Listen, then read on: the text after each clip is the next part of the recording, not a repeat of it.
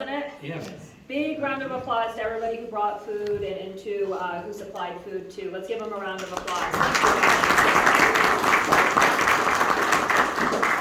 And thank you, Rista, walking away, for your kind words in the introduction. I wish it was managing our elections during historic wildflowers. That would be nicer than fires, but it is what it is. And I'm just so honored to be with you all tonight and honored to serve a second term as Colorado Secretary of State. It's always great to be here in Logan County. Were you guys at my first race? I announced when I was 32 years old, I was running against the only statewide Republican left in the constitutional offices for a race a Democrat hadn't won in 60 years. Were you all at the fundraiser in 2018? Was anybody there at the fairgrounds? Okay, a couple of people. It was so touching. It was so touching. Everybody came out for what seemed like an impossible race. And I just always love coming back. And one of the great things that I think about Logan County is a place where people across the political spectrum can come together to find solutions. And that's what democracy really is all about. And that's why it's so great that we're here in this hall, because it's really about how we all get along to continue to have a great country. Now, over the last 4 years, we've made it easier and safer, more secure to cast a ballot in Colorado. In my first term, I worked with actually Shad, where did Shad go? Shad was actually my legislative liaison when I became Secretary of State, and we worked together to pass the largest democracy reform package in the nation. We added more access, we added more security, we passed automatic voter registration, we increased drop boxes by over 65%, we passed parolee reenfranchisement, and started to shine light on the dark money that I really think corrodes our democracy and our politics. And all those improvements continued, including last year when I worked with the county clerks and the Clerks Association to pass protections for election workers against doxing, threats, and retaliation. And I do want to recognize Pam again. She is a wonderful county clerk. I hope you guys recognize what a superstar you have in your county clerk's office here. She deserves a major round of applause. And Pam, have you been county clerk for 20 years? I'm starting my 17th year. 17, okay. But I was in the office for 28. 28, okay. Election administration really has changed. The jobs are much harder now, being county clerk. So whenever you see her, give her a big old hug, if you know her. And just thank her and her office for her service, because she really does a tremendous job. So thank you. Thank you so much. Now, access to the ballot box is important to me, really because how I grew up. So I grew up in rural Colorado in a cabin with an outhouse outside. And we say we grew up in Estes Park, but we didn't even grow up in Estes Park. I grew up in Drake, Colorado. Do you all know where that's at? Yes. Okay, a true group of Coloradans know where Drake, Colorado is. And I grew up in the canyon between Drake and Estes. And growing up, my mom would work 2 jobs. She's a nurse. She works the night shift still. She drives an hour down to Boulder, does a 12-hour shift, and drives back. So, that's how we grew up. And growing up, times were hard. We were on and off of food stamps, in and out of food banks, and I started working the summer after 7th grade. And when I decided to run for Secretary of State, I did it even though it seemed like an impossibility. It was, everybody thought, there's no way a Democrat can win. There's no way someone like you, who has never ran for office before, can win this seat. But I just thought about my mom. Why should someone who works to help other people have any impediment to the vote? Why aren't we opening up access as much as we can? Why aren't we increasing our security?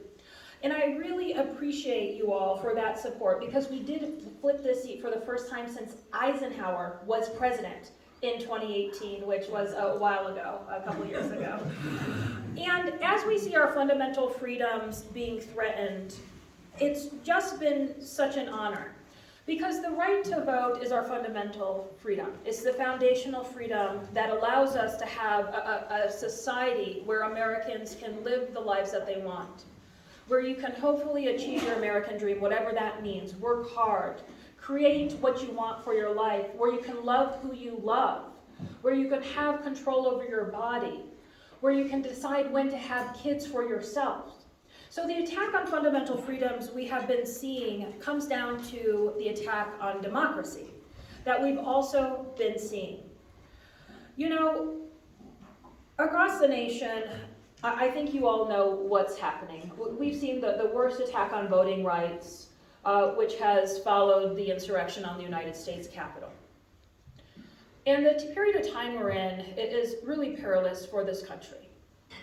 Across the country, even though in the midterms we were able to stop election deniers from overseeing elections in every battleground state where there was a race, imagine an election denier was running in Michigan, Minnesota, New Mexico, Nevada, Arizona, people who do not believe in democracy running to oversee free and fair elections. Americans stopped them.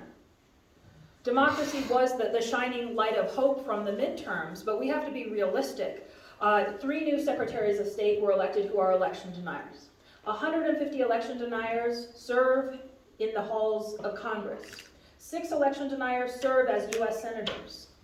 And the attack on voting rights continues. Just this year, over 175 bills across the country, nearly in every state in the nation, were either pre-filed or introduced.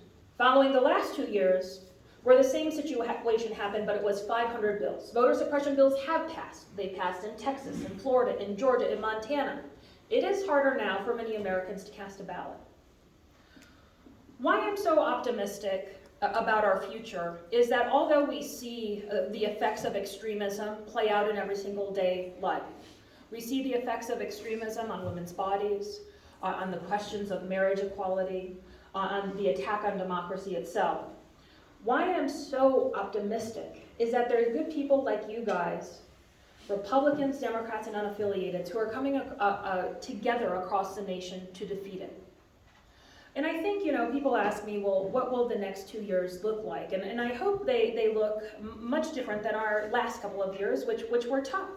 Threats to election workers, insider threats, breaches to election security, even here in Colorado. But I suspect we'll continue to see the effects of extremism for a while. But with that said, I am so confident that Americans will continue to come together to reject it, and we'll get through this phase in American history. And I'll tell you guys what, I really appreciate you all when I was 32 years old saying I'm going to run for a seat that no one really cares about or knows what it does for supporting me. Because it's been a wonderful honor to serve as Secretary of State. It's a wonderful honor every single day to think about how are we making the right to vote more accessible to every single Coloradan. And it's an honor to fight for all of our fundamental freedoms as Secretary of State. And I'll tell you what, it's folks like you who organize in your local communities, hard races, easy races, that get out and do the work. And what we're up against, it isn't our Republican neighbors. It's not that. Republicans and Democrats and unaffiliateds, well, it's okay if we have different policy thoughts, right? That's how this country is set up. We have different policy disagreements, but we come together, cast our ballots. When the elections are over, we come together as Americans. So as we look to the next 2 years, next 4 years, remember to be kind to your neighbors. Remember that if someone disagrees with you, it doesn't mean they're a bad person. And remember that fundamentally we are all Americans working hopefully to preserve this great country we have. So thank you guys, thank you so much for having me. Rista, thank you for your leadership. I know we have a lot of Eastern Plains leadership here. Thank you for everything you guys do. I know it's tough to organize in rural Colorado, I sure do. So thank you for all of your efforts.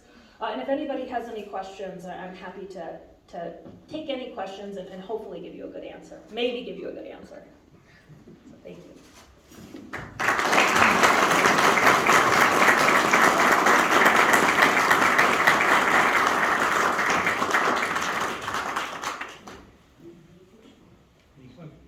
Questions? Everybody's happy with your job. Oh,